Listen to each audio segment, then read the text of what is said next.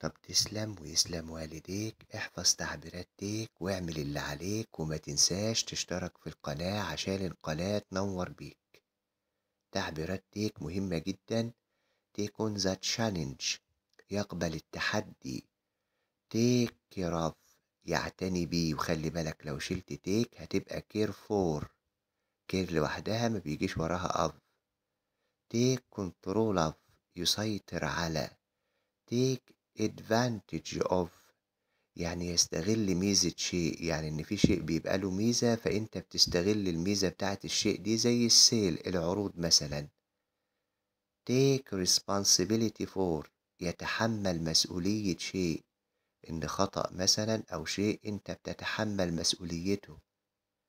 take an interest in، يعني يبدي اهتمام بيه، يعني في شيء أنت بديت اهتمامك بيه.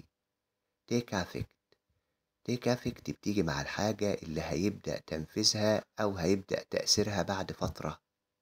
take up، كلمة take up بتيجي بمعنى يبدأ ممارسة هواية. take turns، يتبادل الأدوار.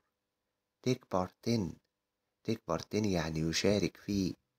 take a look at، take a look at يعني خذ نظرة على، القي نظرة على. take it easy، take it easy يعني خد الأمور ببساطة لما تحب تقول لحد ما تعقدش الأمور. take place يعني يحدث، بتساوي كلمة happen. take place يعني يحدث بتساوي كلمة happen. اللي جاية دي مهمة جدا. كلمة take بتيجي بمعنى يستغرق، وبيجي وراها المدة وبعدين to والمصدر.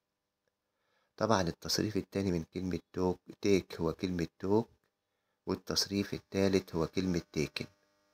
والسلام عليكم ورحمة الله وبركاته.